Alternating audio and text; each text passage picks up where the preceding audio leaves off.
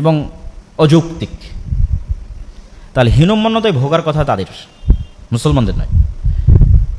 কেন মুসলমানেরা মিল্লাত ইব্রাহিমের দাবিদার, যার অনুসারী হওয়ার দাবিদার পৃথিবীর 90%-এর বেশি মানুষ। কে প্রকৃত অনুসারী সেটার প্রশ্ন পড়ে, কিন্তু অন্তত ইব্রাহিমকে সম্মান করে এবং ইব্রাহিমের অনুসারী হওয়ার দাবি করে এইরকম মানুষ তো অন্তত 90%-এর বেশি।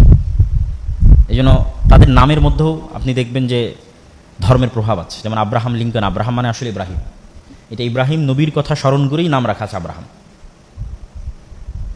ডেভিড মানে দাউদ, ইসহাক আইজাক মানে হচ্ছে ইসহাক, আইজাক নিউটন, ইসহাক। যেমন ইসরায়েলের প্রধানমন্ত্রী বেনিয়ামিন, এটা ইউসুফ আলাইহিস সালামের ছোট ভাই বেনিয়ামিন নেতানিয়াহু।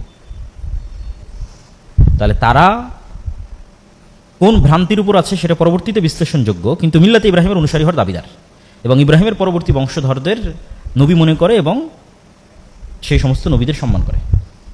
বিকৃত অবিকৃত যে তথ্য তাদের কাছে আছে সেটির আলোকে।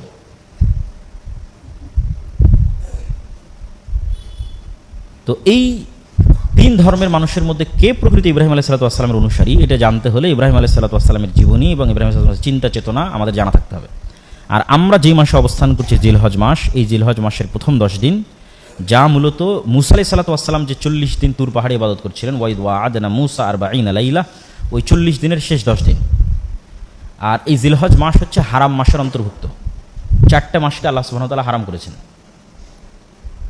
এবং হারাম করেছেন কবে থেকে? যেদিন থেকে তিনি পৃথিবী সৃষ্টি করেছেন সেই দিন থেকে। এই মাসে যুদ্ধ বিগ্রহ, মারামারি, গণ্ডগোল নিষিদ্ধ, যাতে মানুষ হজ করতে পারে। তাহলে একে তো হারাম মাস, এবং হারাম মাসের মধ্যের এই 10 দিন অন্যতম শ্রেষ্ঠতম 10 দিন, যা রমাজানের চেয়েও শ্রেষ্ঠ। এবং এটাই আলেম ওলামাদের বিশুদ্ধ মতামত। রমাজানের শেষ 10 দিনের যে শ্রেষ্ঠত্ব, এটা শেষ 10 রাতের শ্রেষ্ঠত্ব, লাইলাতুল কদর। আর জিলহজ মাসের প্রথম 10 দিনের যে শ্রেষ্ঠত্ব, এটা হলো দিনের শ্রেষ্ঠত্ব, আরাফার দিন। আরাফার দিন হিসেবে রমজান মাসের দিনের চেয়ে শ্রেষ্ঠ, পৃথিবীর সর্বশ্রেষ্ঠ দিন। এবং এই 10 দিনে অনেক অসংখ্য ইবাদত একত্রিত হয়েছে, হজ, কুরবানি, সিয়াম, দান, সাদাকা, অনেক কিছু। তার বেশিরভাগই ইব্রাহিম আলাইহিস সালাতু ওয়াস সালামের সাথে কানেক্টেড। যেটা আমরা বলেছি হজ মুহাম্মদ সাল্লাল্লাহু আলাইহি ওয়াসাল্লামের সুন্নাত না, ইব্রাহিম আলাইহিস সালামের সুন্নাত।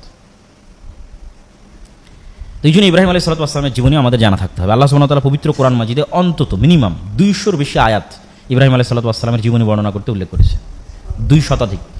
এবং সম্পূর্ণ একটা আলাদা সূরা ইব্রাহিম আলাইহিস সালাতু ওয়াস সালামের জন্য করা আছে।